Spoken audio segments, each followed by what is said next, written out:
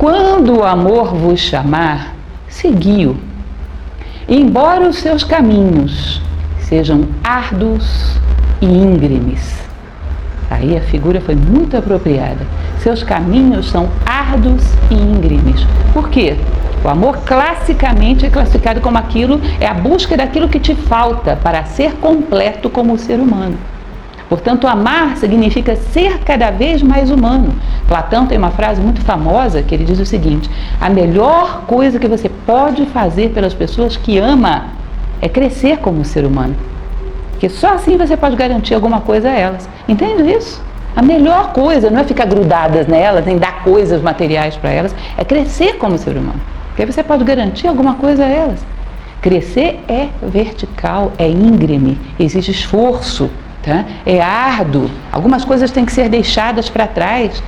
Não sei se vocês já viram a figura, ali nós temos um Marte ali como estátua, tem inclusive uma estátua que tem Ares, Marte, que é o deus da guerra, junto com a deusa Afrodite ou Vênus, que é a deusa do amor. Vocês não acham que essa relação na mitologia é meio engraçada, não? Amor junto com a guerra? Na prática, dentro de nós, é assim que é. É uma guerra para poder deixarmos coisas para trás e crescermos para poder realmente amar. O amor é resultado da derrota de certas debilidades, certos defeitos e a conquista de territórios novos, de capacidade de fraternidade, de compreensão, de profundidade. Percebem? E amor e guerra andam juntos. Você tem que ter sido vitorioso sobre alguma coisa para se elevar a um novo patamar de generosidade, de fraternidade, de entrega que te permita amar cada vez mais verdadeiramente. Então, algumas coisas vão ficando para trás, é um caminho árduo, íngreme. A gente está acostumado a ver aquele cupido com aquela bochecha cor de rosinha, né, com asinhas, né, com aquela flechinha, que coisa doce e cuticute. E de repente, Gibran traz para a gente um amor que é forte, é exigente, é duro. Ele praticamente te reconstrói, vocês vão ver que ele fala isso. A gente, de novo, pera lá, não estava esperando por isso. Estava esperando uma coisa doce e cândida. Bom, esse não é o Gibran, você está procurando um outro autor qualquer. Não é esse Eros que ele está colocando aqui que você está procurando o Cupido do Dia dos Namorados, não é isso? Com aqueles coraçõezinhos vermelhos. A última vez que eu estive aqui, eu falava para vocês que aquele coraçãozinho vermelho é símbolo, lembram de quê? Da paixão e não do amor. É uma brincadeira que eu sempre faço com o pessoal. Por quê? Sobe e desce, cai e começa tudo de novo, não é assim? O símbolo da paixão. Perfeito para do amor, não. Então esse amor que o Gibran está falando, ele é duro, é árduo, é íngreme, exige muito de você. Né? E ele vai continuar. Ele assusta realmente aqueles que estão querendo viver o amor. Para quem não está esperando esse tipo de definição. E quando as suas asas vos envolverem, abraçai-o, embora a espada oculta sob as suas asas possa vos ferir. Ou seja, ele vai lapidar você, vai tirar tudo aquilo que sobra, ele vai te colocar cada vez mais leve. O tempo todo ele vai estar falando sobre isso.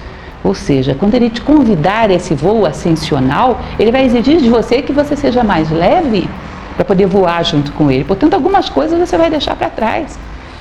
É como se você imaginasse que você está subindo uma montanha com uma mochila bem pesada nas costas. E aí eu digo para você, não, deixa esse travesseiro, deixa esse, sei lá, essa coisa que você ia pegar. Não, sem isso eu não subo. Não subo de jeito nenhum. Tá? Não, porque isso aí foi fulano que me deu, não abro mão disso. Tá bom, então vamos começar a subir. Depois que você der uma boa subida na montanha, que você olhar e tomar gosto por ver as coisas de cima, por ver o ar mais rarefeito, você vai perceber, bom, eu não preciso tanto assim disso, porque para continuar subindo eu preciso estar mais leve. Então isso pode ficar aqui, não é assim? Você vai esvaziando a mochila quando vai tomando gosto pela subida. O amor é mais ou menos isso, para que você vá mais elevado, tem que ser mais puro. Algumas coisas têm que ficar para trás. Mas adiante ele vai detalhar mais e mais e mais, porque disso se trata, o capítulo inteiro é falando sobre isso. Como o amor é exigente, e vai cada vez mais te desnudar, te purificar, para que você possa voar com ele. Você quer, é isso. Ele não te dá a opção de escolher o destino, a rota é dele. Ou você vai ou você fica. Tá certo? E quando ele falar convosco, acreditai nele. Embora a sua voz possa abalar os vossos sonhos, como o vento do norte devasta o jardim. Eu sempre comento algo muito interessante que casa muito bem com esse trecho lindo de Gibran, que a tradição medieval, os alquimistas medievais, aqueles que a gente achava que ficavam lá naqueles laboratórios tentando transformar chumbo em ouro, na verdade, no fundo, eles queriam transformar o chumbo da ignorância no ouro da sabedoria. Que eles tinham todo um simbolismo para tratar disso, que era a obra em negro, a obra em branco e a obra em vermelho. A obra em negro, a constatação, descer aos infernos, ver a si próprio. A obra em branco, a purificação. E a obra em vermelho, a ascensão. E isso aqui é bem obra em negro. Ou seja, o amor vai fazer com que vente tudo aquilo que é artificial, que está aderido a você, aquilo que não é você, vai ao chão. Porque ele quer você, ele não quer suas fantasias, ele não quer suas máscaras. E às vezes é muito duro. Então você tem que constatar o que realmente você é. Essa etimologia, nós vamos ver isso também mais adiante, da palavra inteligência. Vocês sabiam de onde vem a inteligência? Intelegere, escolher dentre. Escolher dentre as coisas que não são aquilo que é. E, sobretudo, escolher dentre aquilo que você não é, quem é realmente você. Achar-se no meio de todas as máscaras. Encontrar você mesmo. O amor vai exigir isso. E isso é duro, porque nós estamos muito identificados com fantasia. Aliás, vou contar uma coisa para vocês não espalhem. Em geral, nós acreditamos mais nas nossas máscaras do que os outros. Tá? As pessoas fingem acreditar nas nossas máscaras, às vezes, para nos manipular. Mas veem, às vezes, que são máscaras. Às vezes, uma criança vê que a gente está simulando. Nunca perceberam isso? Nos outros, vocês não percebem isso? A pessoa se acha alguma coisa e você sabe que ela não é. Para poder se relacionar bem com ela, faz de conta que acredita. Não é isso? Não é assim? Quantas vezes? Mas você sabe que não é. Você percebe a distância entre a máscara e a realidade. Ela não vê. Ela não vê. Eu costumava brincar, dizer que até o porteiro do nosso prédio às vezes não conhece melhor do que nós mesmos.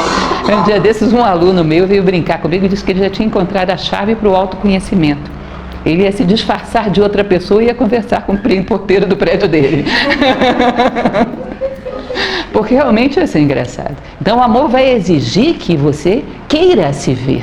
Saiba quem você é. E a partir disso comece a construir aquilo que você quer ser. Eu quero ser uma pessoa que realmente ama. Gente, isso não é brincadeira. Uma gota, isso diz a tradição budista, uma gota do verdadeiro amor justifica uma existência humana. É um laço tão profundo entre os seres humanos que é como se fosse a recuperação da unidade na multiplicidade. A maior parte das coisas que a gente tem são emoções, tá? São laços muito tênues. O verdadeiro amor, dizem vários, o próprio Platão fala sobre isso, ou é eterno ou não é amor. Há laços muito profundos. Vocês percebem que isso é muito exigente? Não vai exigir que você constate onde você está e queira muito chegar ao verdadeiro amor. Porque essa é a equação da identidade. Entendem? O que você tem que fazer para chegar a algum lugar? Saber onde você quer chegar é evidente e onde você está no momento. Me perdi aqui em Águas Claras, isso é só hipótese, tá, Carla? Isso nunca aconteceu.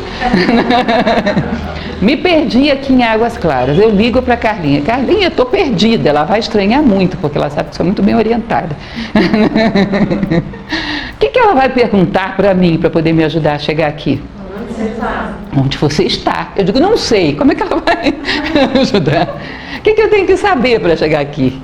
Aonde eu quero chegar e aonde eu estou, percebem? E então o amor venta. Venta para que caiam as tuas máscaras e você saiba onde você está. Já que você quer ir com ele, a primeira coisa que você tem que saber onde você está.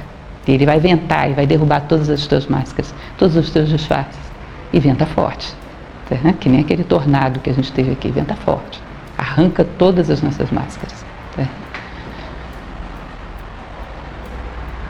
Pois mesmo quando o amor vos coroa, ele vos crucifica.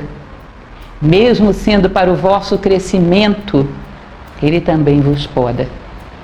Aqui tem muitos elementos nas entrelinhas, muitos elementos. Ele vos coroa, ele vos eleva ao ponto mais alto que a sua consciência já atingiu. Faz você amar de maneira cada vez mais profunda, mais ampla, mais verdadeira, mas ele vos crucifica. Por quê? Porque você está acostumado com uma dimensão horizontal. Isso diz que é a limitação, é a escravidão dos sentimentos humanos, que na verdade não são nem sentimentos. O que é uma relação horizontal? É um toma lá da cá, tudo que você faz está esperando uma contrapartida. Platão dizia que isso aí é um nível medíocre de ligação emocional. Não é o verdadeiro amor. O verdadeiro amor, ele é vertical, ele é de mão única. Ele não espera outra coisa que não o bem do ser amado. Ele não é uma ascensão íngreme, Ele é vertical. Você só tinha isso, o amor te acrescenta isso. Ou seja, mesmo quando ele te coroa, ele te crucifica. Em geral, as nossas relações, salvo poucas exceções, são muito horizontais. Até o namoradinho com a namoradinha, ele dá um beijo, se ela não dá um beijo de volta, ele já se sente lesado, né? Deu um beijo, não ganhou nada.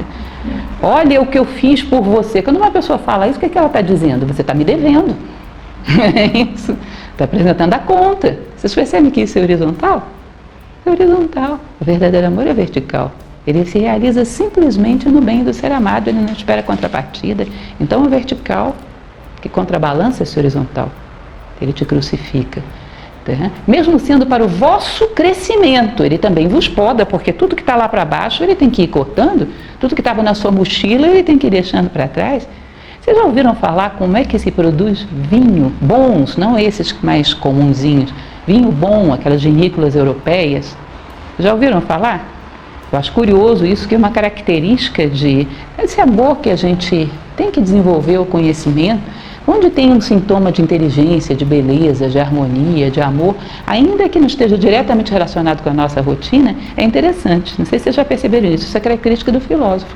Isso não tem nada a ver com a apicultura, não gosta de mel, mas quando você vê aquele requinte com que as abelhas trabalham, não para olhar? Onde tem vontade, amor e inteligência, diz que interessa aos filósofos, que é como se fosse um rastro de Deus, que interessa para eles parar para olhar. Ou seja, eu não suporto vinho de espécie alguma, mas eu achei essa história muito interessante quando eu vi. Como se produz um bom vinho? Vocês sabem que eles pegam um pezinho daquelas videiras e saem cortando todos os galhos inferiores e só deixam aquele que culmina lá em cima, para poder concentrar toda a potência da planta lá em cima. E nessa viagem que a seiva faz, ela vai se depurando. Que aí você tem a melhor fruta. Que um dos defeitos de países que não têm tradição é exatamente isso, não querem desperdiçar as uvas dos galhos inferiores. E aí fica uma uva de baixo sabor, de baixa qualidade. Eles saem cortando tudo, só deixam aquela frutificação lá de cima. Aí ele vai ser a concentração de toda a potência na planta, naquilo que ela tem de mais elevado. Vocês percebem que de uma certa maneira o amor está fazendo isso com a gente? Está podando tudo que é inferior para que você eleve toda a tua energia para o céu, para aquilo que você tem de mais nobre. Que a partir daí pode voltar a irradiar sobre os homens. Relações profundas. Por que vocês acham que casamento, em geral, na maior parte das tradições que a gente conhece, é uma cerimônia religiosa e não simplesmente um contrato civil? Poderia ser, né? Porque sempre se considerou em todas essas tradições que o homem se une em torno de alguma coisa mais elevada, sagrado. Em torno do profano o homem se divide. A união tem que ser feita em torno de algo maior, como se fosse uma estrela para a qual todos os dois olham. Se não existe algo mais elevado, os homens não se unem. Em torno do material, os homens se dividem. Em torno do espiritual, dos valores, das virtudes, os homens se unem. Então, primeiro lá em cima, e depois volta a jorrar sobre todos os seres. Também esses mesmos alquimistas medievais tinham o hábito de falar sobre isso. Que o amor, eles diziam, não é uma bebida que seja humana, é um néctar dos deuses. E que, portanto, você não tem como fabricar o amor, você só tem que fabricar a taça. Que aí, se eles olharem lá e disserem que, bom, está ISO 9000 a sua taça, eles depositam o vinho sagrado.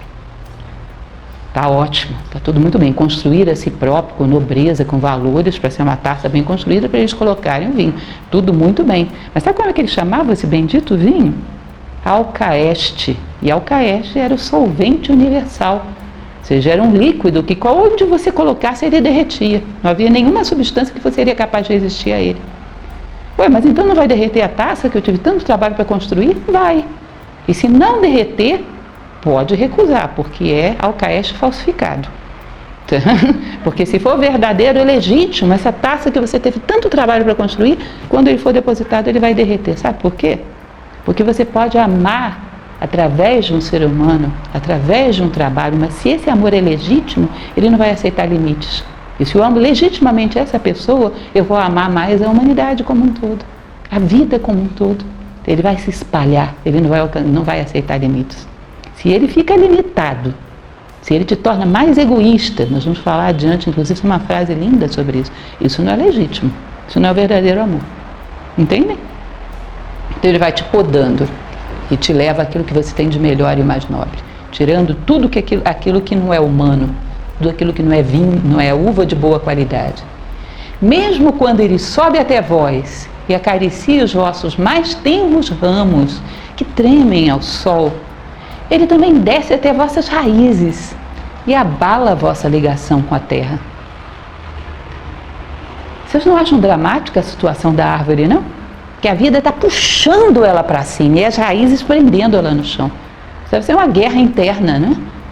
O amor gera essa guerra no homem, porque ela está puxando ele para cima, as raízes grudando ele no chão. Ele vai questionar essas raízes, as tuas bases, em que você se baseia para interagir com o mundo. Ele não vai te aceitar na viagem dele se você tem posturas eminentemente egoístas e não está disposto a questioná-las. Se você tem posturas eminentemente de projeção da sua personalidade, de ganhar sobre, não ganhar com. Se você busca apenas uma realização pessoal e não ser fator de soma na vida do outro, ele não vai aceitar esse tipo de raiz. Ele vai questionar as tuas bases. Ele é muito exigente com os passageiros que alçam voo na viagem dele. Então, também vamos falar sobre isso mais adiante, ele exige que o homem se reconstrua nas suas bases. Não é fácil amar. Exige uma base moral, uma base de maturidade, uma base humana muito sólida. Então ele vai começar a questionar todas as suas raízes, a interface que você faz com o mundo, a postura que você tem diante da vida, de si mesmo, dos demais, os princípios nos quais você norteia a tua vida. Se você realmente quer amar, vai ter que revisá-los. Na verdade, deixa eu contar uma coisa para vocês, vai ter que revisar tudo. Uma das coisas que o amor exige é que você reconstrua a si próprio em outras bases. É quase como um renascimento. Em outras bases, em outro patamar. Vocês percebem que o crescimento é exatamente isso, nascer num outro patamar, como uma escada. Tá?